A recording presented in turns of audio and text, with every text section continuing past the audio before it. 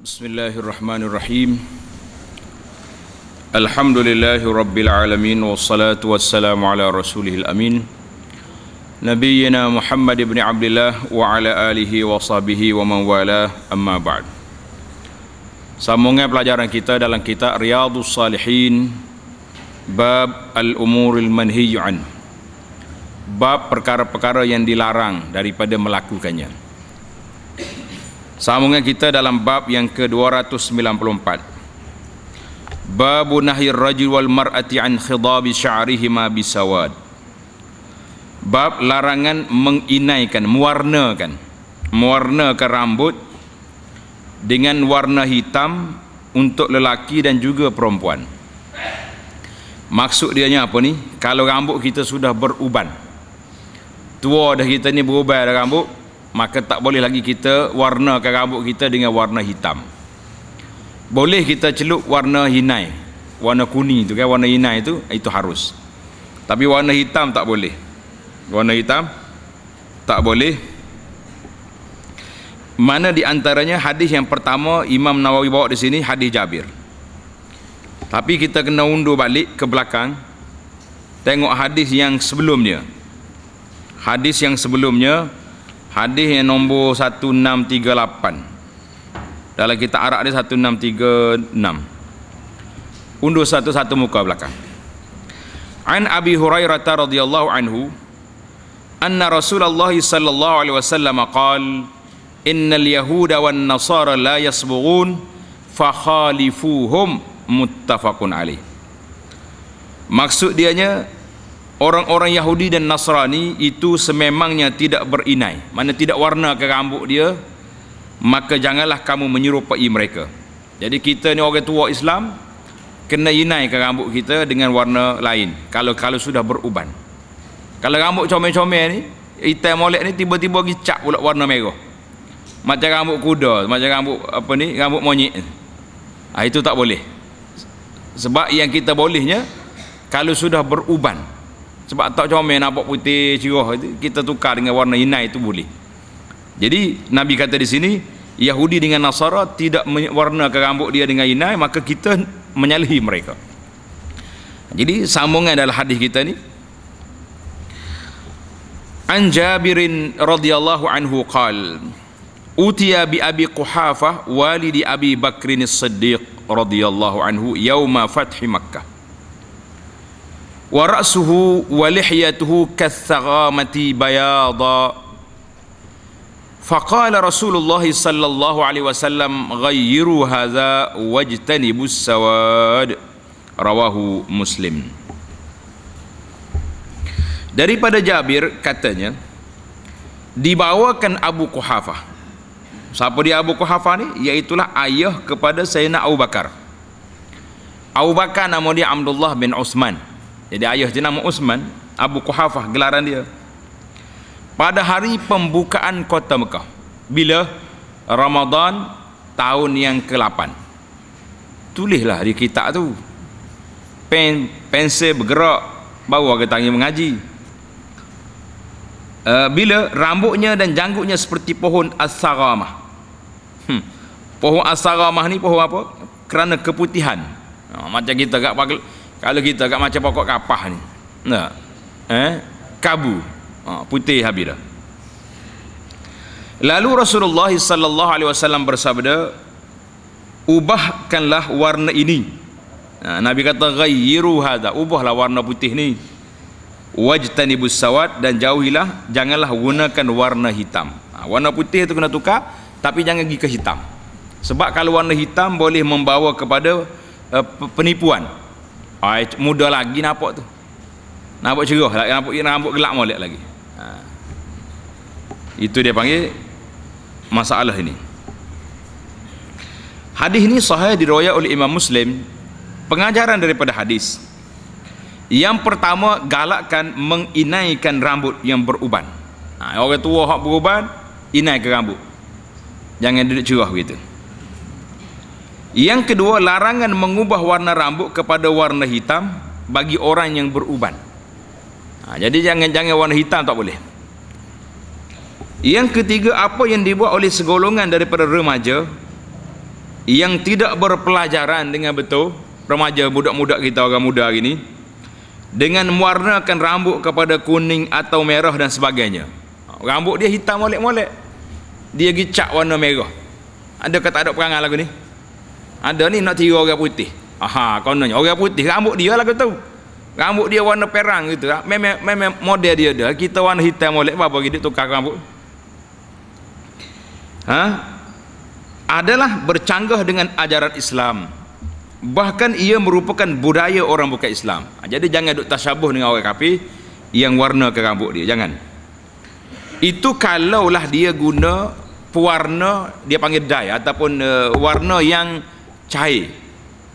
Tapi kalau dia guna cat yang menghalang sampai airnya ke rambut, maka itu haram, yang tak ada khilaf lagi, sebab dia membawa risiko yang besar. Macam mana dia nak mandi junub? Kalau rambut tak sampai air, tak sah mandi junub, itu berat. Maknanya bila mandi junub tak sah, dia solat dalam berhadas, itu berat. Jadi ayah-ayah, mak-mak kena perhati tengok anak-anak, jangan duk biarkan anak kita duk warnakan rambut dia, jangan biar. Model orang sekarang, model apa model? Model nak ikut orang kafir, apa modelnya? Maka jangan dibiarkan anak-anak kita buat kerja lagu ni. Dan lebih-lebih lagi, kalaulah pewarna itu cat yang menghalang sampainya air ke rambut, maka itu berat lagi. Sebab banyak halangan tu. Mandi junub tak sah, bila tak sah mandi junub, solat tak sah. Itu banyak benda yang terlibat dengan dia, kesan dia tu banyak. Yang keempat, diharuskan mewarnakan rambut yang beruban kepada hitam ketika peperangan untuk menggerunkan musuh. Kalau kita tengah perang, kita ni panglima, nak nampak muda gagah perkasa lagi, cak rambut warna tin, warna ke rambut kita dengan hitam, biar orang kafir tengok, muda belaka tentera dia ni, tak ada orang sakit lutut nampak. Jadi nampak hebat dah. Tapi kalau orang tua tu buat beres buat tu sekali jerkah ke bawah dah sakit jatuh saja. Jadi itu strategi peperangan. Sebab dalam peperangan berbeza dengan luar perang.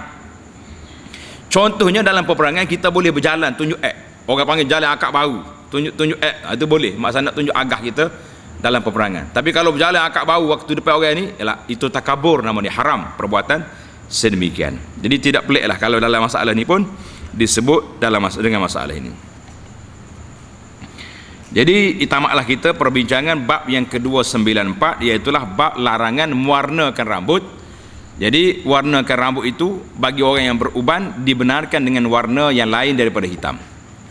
Bagi orang-orang muda-muda, jangan duduk tukar warna rambut semata-mata nak tiru orang kafir, kerana perbuatan tersebut meniru perbuatan orang kafir itu dilarang dalam Islam. Allahu Akbar. Jadi tengok di sini, pernah satu hari Nabi kita sallallahu alaihi wasallam lalu ikut sekumpulan orang-orang tua di kalangan Ansar. Putih dah janggut-janggut mereka. Maka Nabi kata, ya ma'syaral Ansar, hammiru wa saffiru. Nabi kata, merahkan ataupun kuningkan rambut kamu. Wa khalifu ahlal kitab. Samalah dengan tadi juga.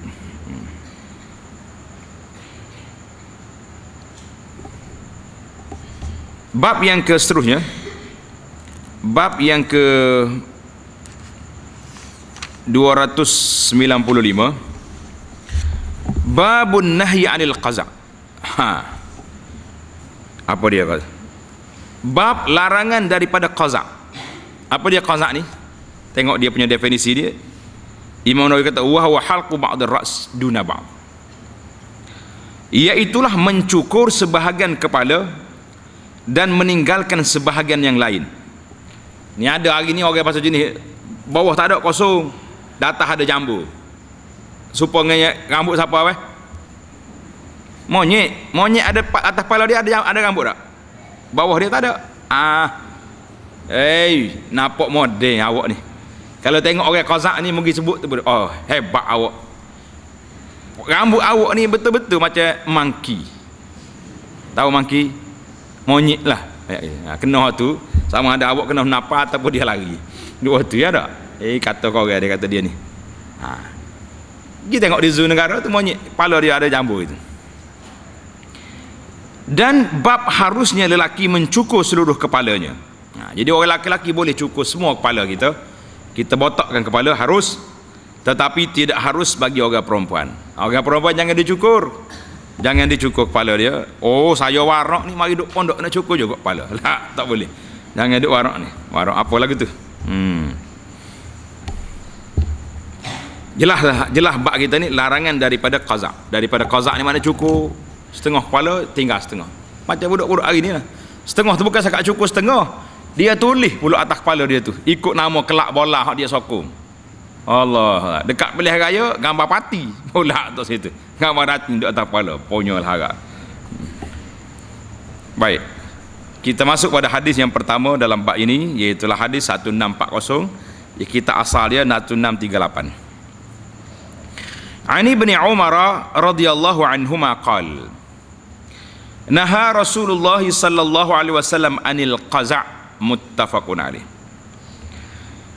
Daripada Ibnu Umar, Rasulullah sallallahu alaihi wasallam melarang daripada perbuatan al-qaza'. Apa dia qaza' tadi? Kita dah huraikan, Imam Nawawi dah sebut dalam bab dia tadi. Tengok pengajaran hadis ni riwayat Bukhari dan Muslim. Tengok pengajaran hadis yang pertama, larangan daripada mencukur sebahagian kepala dan meninggalkan sebahagian yang lain, kerana ia adalah menyerupai dengan orang-orang yang bukan Islam. Memang pun orang Kelantan kata boje, tak, ikut boje orang kafir, ikut pemain bola, ikut apa ni, pelakon-pelakon, la khalaqa lahum.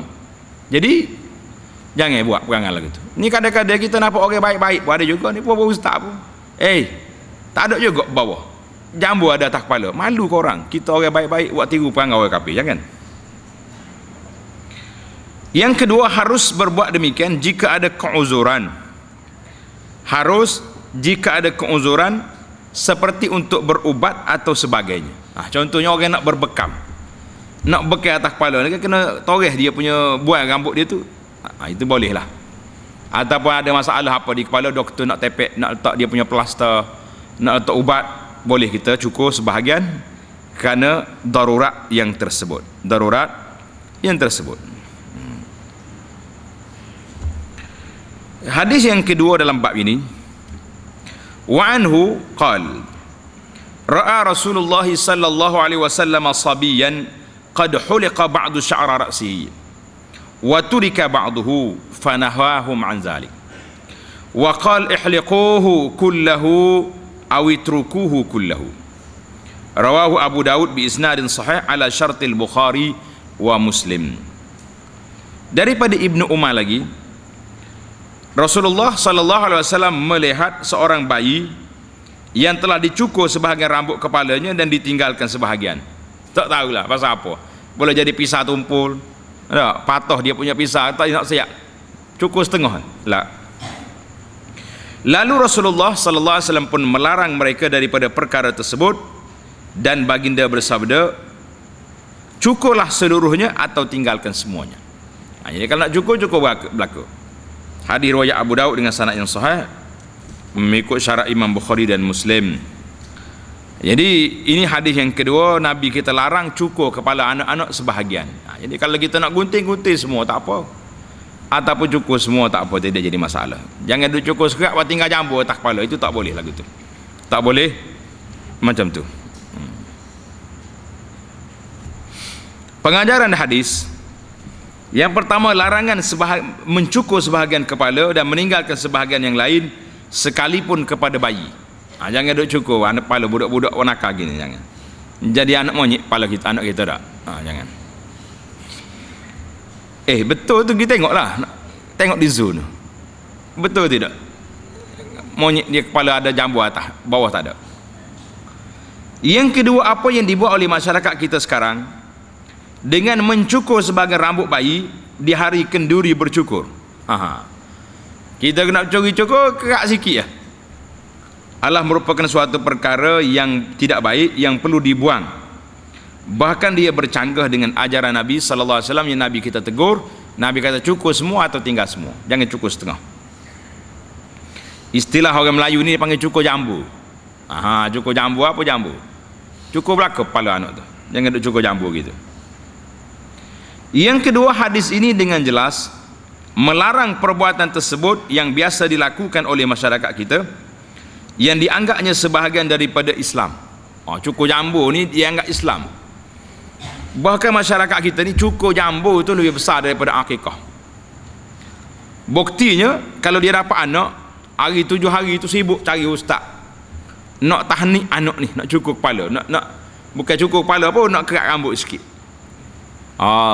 Ustaz tak lagi rumah, mari tunggu di masjid. Tapi kalau tanya dia akikah mana?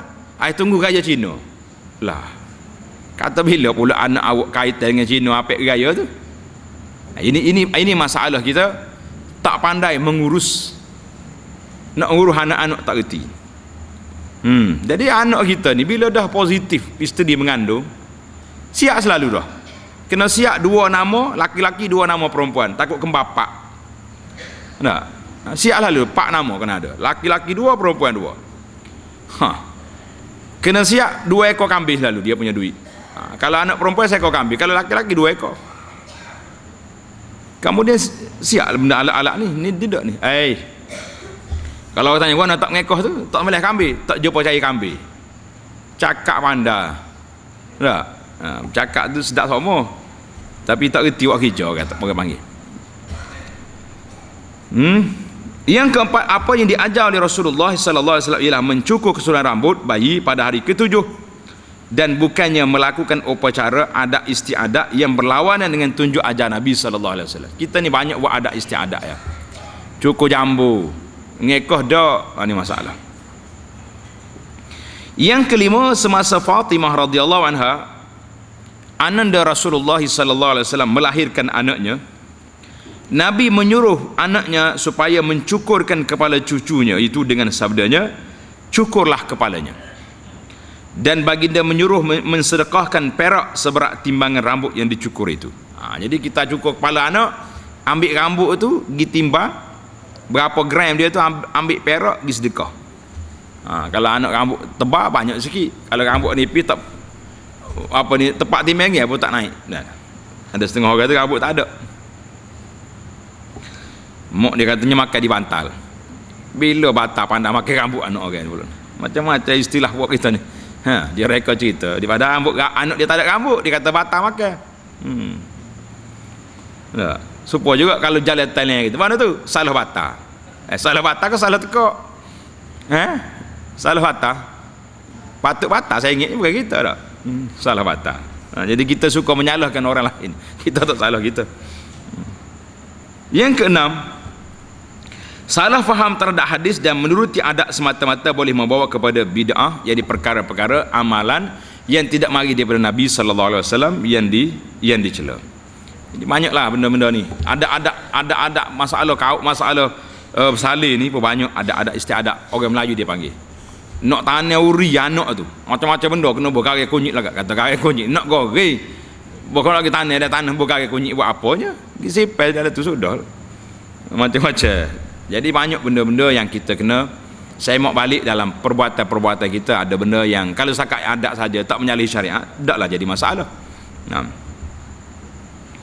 Yang ketujuh, terdapat ajaran yang langsung tidak bersangkutan dengan Islam pada hakikatnya, tetapi dianggap sebahagian daripadanya kerana kejahilan dan terlalu jumuk dengan ajaran orang-orang yang terdahulu.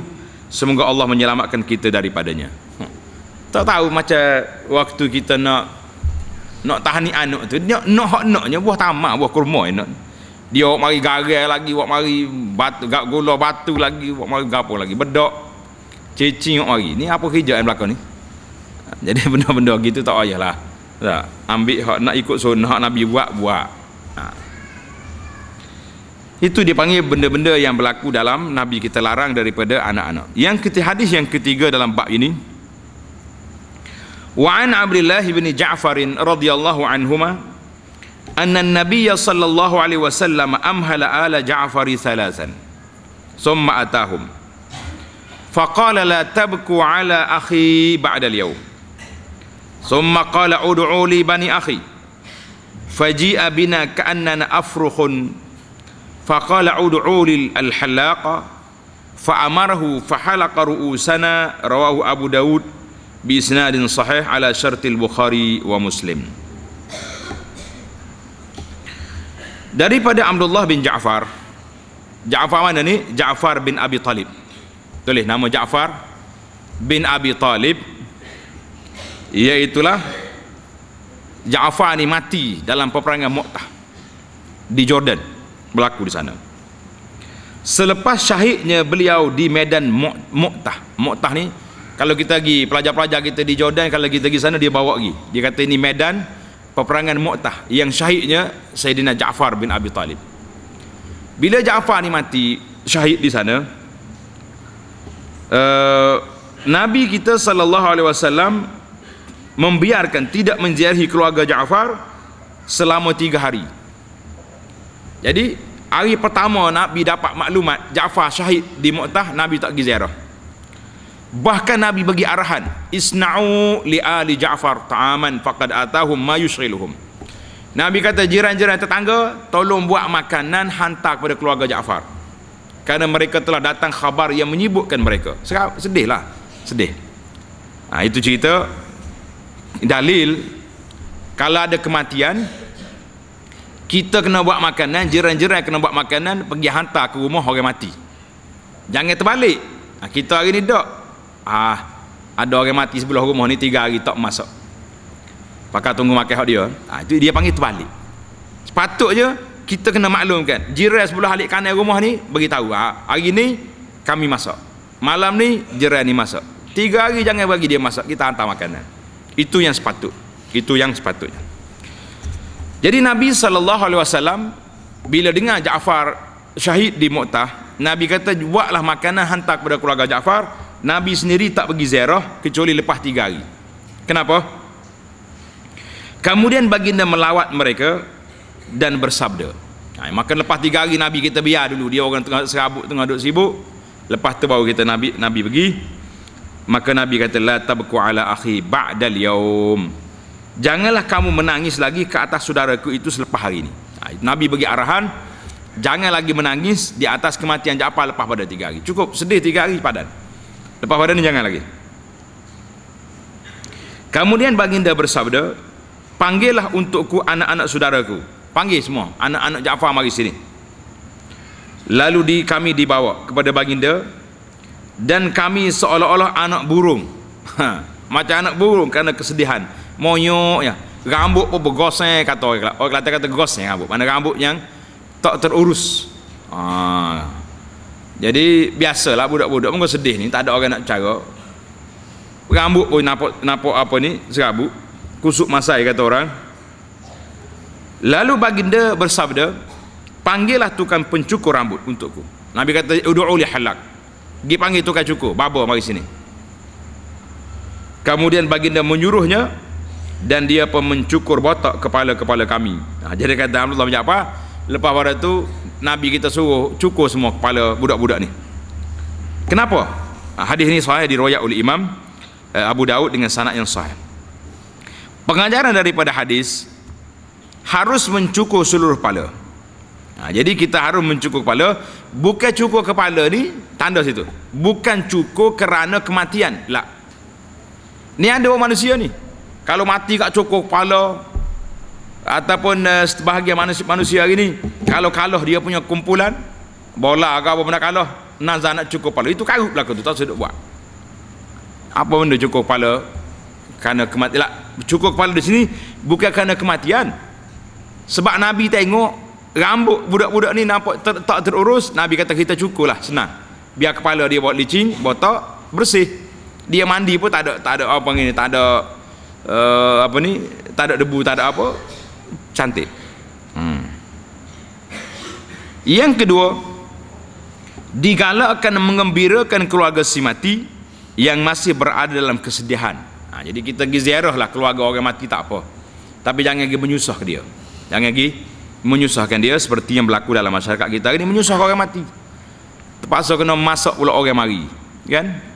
Ada orang-orang miskin pula terpaksa kena pergi buta duit, kalau tak buat makan kan orang kata pula tak saya ke mak. Macam-macam tuduhan yang dilemparkan. Maka lah kita kena mengembirakan dia, jiran-jiran kena buat makanan hantar ke rumah orang yang berlaku kematian. Gila hari ni orang lain malam ni pagi esok. Yang ketiga, harus menangis kesedihan kerana kematian selagi tidak membuat perkara-perkara yang dilarang. Tulis itu, tambah, seperti meratap, melaung, mengoyak baju, tarik rambut dan sebagainya. Contohnya, bila kita ada kematian, kita sebagai manusia yang ada perasaan, tentulah sedih orang mati. Kau tak sedih? Hei, anak ayah mati pun sedih, ni orang mati. Jadi bila kita sedih, air mata kita mengalir, sedih, itu tidak menjadi larangan. Yang dilarangnya apa dia? Yang dilarangnya iaitulah meratap. Duk bertopik, mati dah lah, tak ada dah orang kita sayang, kita duk harap ke dia lah belakang. Meratap, menangis, itu dilarang, kerana itu dia panggil niyahah. Niyahah ni ratapan jahiliyah yang menangis sedih di atas kematian orang disayangi. Tapi kalau air mata mengalir, berair hidup, tengok itu tak ada. Itu dia panggil naluri manusia. Kalau tak menangis itu ada sesuatu besar. Mesti sama ada dia suka orang itu mati ataupun ada masalah lain. Tak boleh kita buat macam tu, kan? Allahu Akbar. Yang kedua, yang ketiga, harus menangis. Baik. Yang keempat, kemuliaan dan ketinggian budi pekerti Rasulullah sallallahu alaihi wasallam. Nabi kita ni bila ada kematian, Nabi kita pergi ziarah orang tu. Jadi kita kena belajarlah ilmu ni. Jadi bila ada kematian keluarga kita, ke anak-anak kita, kita pergi ziarah dia, tanya khabar, ada masalah apa yang saya boleh bantu, contohnya, kan? Kalau orang ni pula mati pula keluarga yang miskin, kita tengok apa dia bantuan yang patut kita tolong. Bini dia kata tak ada lah, sakat pak cik, sakat mulah ni sakit ni kak, bil elektrik pun tak bayar 3 bulan dah, surat merah dah bagi. Tolong pergi bayar selesai masalah dia. Kurang-kurangnya lepas pada sedih tu, dia orang cari baliklah rezeki, kerja balik. Apa benda yang kita boleh bantu, tolong. Ini apa ni, akhlak Nabi SAW. Nabi kita pergi rumah sahabat-sahabat dia yang ditimpa musibah. Hadis yang terakhir dalam bab kita ni, wa an Ali radhiyallahu anhu qala naha Rasulullah sallallahu alaihi wasallam an tahliqal mar'atu ra'saha, rawahu an-Nasa'i. Daripada Sayyidina Ali radhiyallahu anhu katanya, Rasulullah sallallahu alaihi wasallam melarang perempuan daripada mencukur kepala dia. Jangan cukur. Ni ada ni hari ni. Dia panggil zaman moden ni. Zaman nak kata zaman moden ke zaman orang tak puk ke tak tahulah. Ada orang perempuan cukur kepala. Bangga pula dia cukur kepala. La haula wala quwata illa billah. Orang nak bezakan dia laki-laki dengan perempuan, dia hidup sama dengan orang laki-laki pula. Pasal itulah dalam bab yang lepas kita dah belajar tentang Nabi kita larang daripada orang laki-laki ini, larang kita daripada cukur janggut. Sebab apa? Sebab Allah Ta'ala buat janggut ni untuk apa? Untuk apa Tuhan buat janggut? Untuk nak bezakan laki-laki dengan perempuan. Kita ada janggut pakat kena cukur juga. Nak jadi makcik juga dia apa? Alah, laki-laki kena simpan janggut. Orang perempuan kalau nak janggut juga apa, kita paksa dia suruh cukur. Kalau naik janggut, contohnya ada orang perempuan ni naik janggut, maka mesti dia kena pergi beli ubat buat janggut dia tu. Laki-laki hak tak ada janggut tak payahlah pergi beli ubat suruh naik janggut. Ni ada orang duk jual ubat hari ni, pakai berapa kali bom naik janggut. Kemah. Tak syarat. Kalau janggut ada simpan, kalau tak ada biarkan. Tak pergi cari janggut bos itu. Mana macam mana? Takkan dia Allah SWT kita tak berjanggut, biar. Kita ada janggut sejepuk kita simpan. Bangga kita ni boleh simpan janggut sebab Nabi suruh simpan. Tak situ ya. Jangan duduk pelik. Jadi orang perempuan tak boleh cukur kepala dia. Hadis riwayat Nasa'i. Pengajaran daripada hadis, yang pertama, kaum wanita dilarang mencukurkan kepalanya melainkan kerana keuzuran seperti untuk berubat dan sebagainya. Macam orang yang kena kemo, dia panggil kemo, terapi. Itu kadang-kadang sampai luruh dia punya rambut, itu darurat. Itu dalam keadaan muttar. Kita nak kata apa? Kita doa kena Allah Ta'ala beri sembuh kepada mereka secepat mungkin. Bukan dia nak suruh gugur, memang gugur rambut. Ada sebahagian daripada. Yang kedua, salah ataupun makruh bagi wanita mencukur kepalanya kerana terdapat larangan daripada Nabi SAW dalam perkara tersebut. Lebih besar kesalahannya jika dilakukan tanpa keizinan suami. Suami dia tak izin, dia pergi cukur pula dah. Tak? Silap dengar, silap pergi kursus haji, Orang kerusi haji kata afdal, siapa dia cukur kepala dia, Nabi kita doa 3 kali. Lepas tu ustaz tak royak, tak bagi tahu. Untuk laki-laki saja, dia siapa perempuan cukur juga. Ni dia panggil cari penyakit lah ni. Jangan nak cari penyakit. Benda-benda yang tak sepatutnya kita boleh buat. Jadi itu dia panggil perbincangan kita dalam bab yang 295. Jadi kesimpulan daripada bab kita ini, kesimpulan dia aja, kata Imam An-Nawawi rahimahullahu taala, qad ajma'al ulama ala karahatil qaza. Jadi ijma' para ulama mengatakan karahah, dilarang, dibenci daripada perbuatan qaza tadi, illa an yakuna limudawamah, kecuali kerana li mudawati, untuk berubat. Berubat tu terpaksa kena kerak setengah janggut. Jadi qaza ni kita tahu dah tadi, potong sebahagian daripada rambut itu. Kata Al-Imamul Hafidh Ibnu Hajar, tulis di kitab ni, kata Ibnu Hajar, ulama berbeza pandangan tentang illatun nahi, sebab apa Nabi kita larang. Yang pertama katanya liqaunihi yushawwih al-khilqah, huduh kejadian manusia tu kerak setengah rambut ni, apa jadi jambu macam monyet gini. Itu yang pertama. Yang kedua, li'annahu zayyi syaitan, perhiasan syaitan lagu tu. Siapa nak tiru rambut syaitan, kerak setengah rambut. Yang ketiga, kerana dia adalah model rambut Yahudi.